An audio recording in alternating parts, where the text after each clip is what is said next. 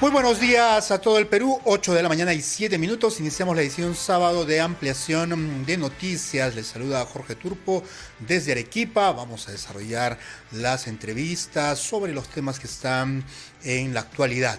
Y uno de ellos es el inicio de esta semana, esta campaña que hay para cortar las brechas de vacunación en todo el país. Conversamos de inmediato con la señora Pilar Collantes. Ella es la presidenta de la organización Voces Ciudadanas, de la Organización Panamericana de la Salud, que realiza la Semana de Vacunación de las Américas. Señora Collantes, bienvenida a RPP, buenos días. Muy buenos días, Jorge. Un placer de estar aquí con todos ustedes.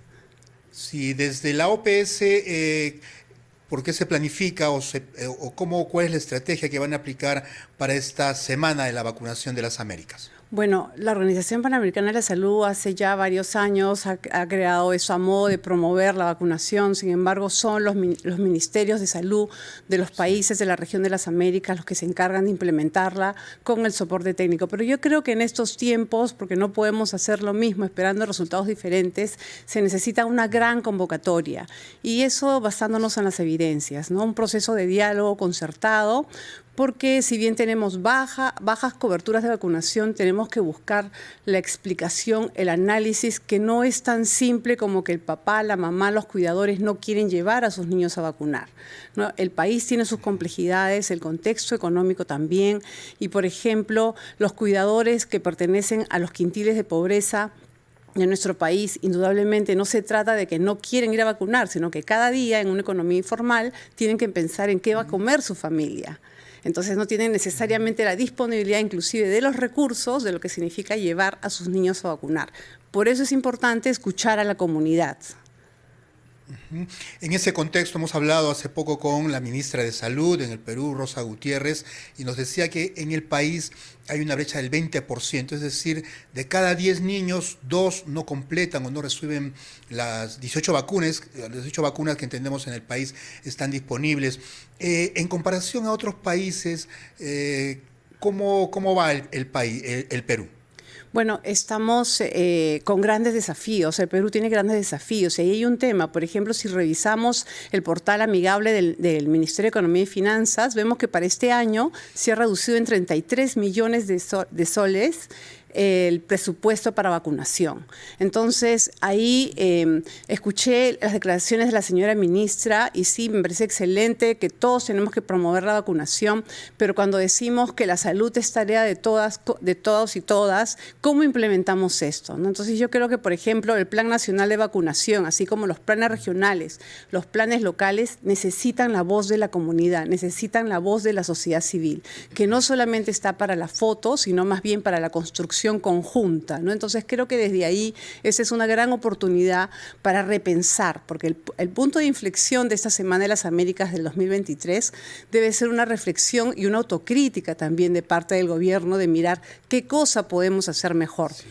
O sea, realmente inclusive las cifras que ha dado la ministra, que es importante que haya ese reconocimiento, probablemente inclusive porque no se tiene el dato fino, el detalle, ¿no? Si nosotros quisiéramos saber con tercera dosis de polio, por ejemplo, cómo están en las comunidades indígenas, cómo están en Tumbes, porque hay 5 regiones que son las más bajas en cobertura: Puno, Tumbes, Lambayeque, por ejemplo, Ucayali y Loreto, ¿no? Entonces, cada una de esas regiones necesita estrategias diferenciadas y concertadas. Sí, a nosotros nos dejó preocupados la respuesta de la ministra. Por ejemplo, le hice la consulta en el caso específico de las vacunas contra la influenza que no están llegando a las regiones como el sur. En Arequipa uno va a un puesto de salud y le dicen no, regrese a fines de abril, que probablemente allí lleguen las vacunas contra la influenza.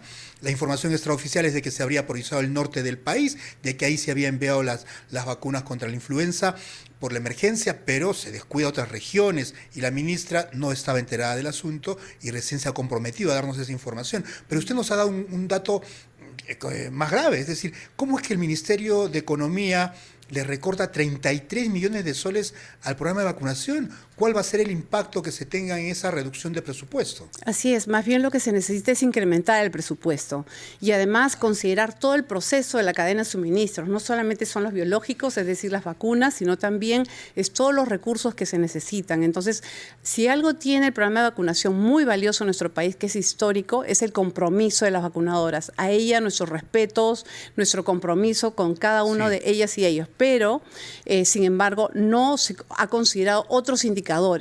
¿Por qué? Porque se les tiene que hacer seguimiento a los niños. Entonces no podemos esperar que el padre y la madre o el cuidador lleve a los niños. Entonces el presupuesto tiene que contemplar ese aspecto. En relación a las vacunas de influenza, fíjese, no es la primera vez, particularmente con esa vacuna, que es la influenza estacional, siempre tiene estas demoras, ¿no? Esta falta de disponibilidad, que en los términos significaría, porque eso es lo central que tiene que haber en la vacunación desde un enfoque de derechos, es la disponibilidad y la oportunidad y calidad. Tenemos que reducir la brecha entre lo público y lo privado. Y si bien tenemos un calendario de vacunación donde, por ejemplo, una vacuna de neumococo es la misma que te ponen en el sector privado, sin embargo no pasa lo mismo con la vacuna contra la influenza, que además no siempre llega de manera oportuna. Y eso es oportuna, y tú lo has comprobado, Jorge, y eso es importante decirlo, ¿no? Porque entonces tenemos, si no, seguimos haciendo lo mismo y tenemos que corregir estos aspectos. Si la ministra revisa, va a ver que en varios años, quizás en el año, probablemente en el año 2017, hubo un año en que hubo un compromiso de esa gestión que estuvo detrás para que le llegue la vacuna oportunamente.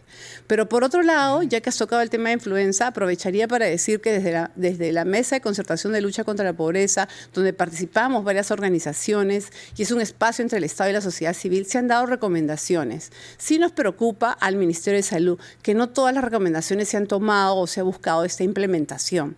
Desde, como insisto, en un diálogo concertado y técnico, porque en la sociedad civil tenemos argumentos técnicos. Entonces, por ejemplo, ¿qué pasa? La recomendación que se viene dando hace varios años es que en el país se incorpore en el sector público, en el Ministerio de Salud, que es el ente rector, la vacuna cuadrivalente, que es una vacuna contra la influenza que tiene 4 cepas. ¿Y por qué? Si tú vas a vacunarte, por ejemplo, al sector privado, te van a vacunar con la vacuna cuadrivalente. Ahí no vas a encontrar una vacuna de 3 cepas. Claro, que un escenario me dice, si no tengo recursos, bueno, me vacuno con la que pueda, con la que esté a mi alcance. Pero esto que nosotros esas recomendaciones que le hemos dado al Ministerio de Salud, se le hemos dado con sustento técnico. ¿Por qué? Porque la diferencia está en uno de los linajes, que en influenza tú tienes A y B.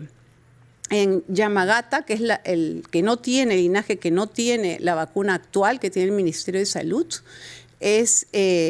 se triplicó en los últimos 10 años. O sea, entre 2010 y 2020, en nuestro análisis, tú ves que se triplicó. Sin embargo, seguimos colocando la misma vacuna, ¿no? Entonces, yo creo que hay un compromiso de parte de la doctora Rosa Gutiérrez, de la ministra de Salud, y que hay cosas que se deben de mejorar, como es la oportunidad y la calidad. Y por eso es importante el presupuesto y el compromiso de las autoridades regionales y locales.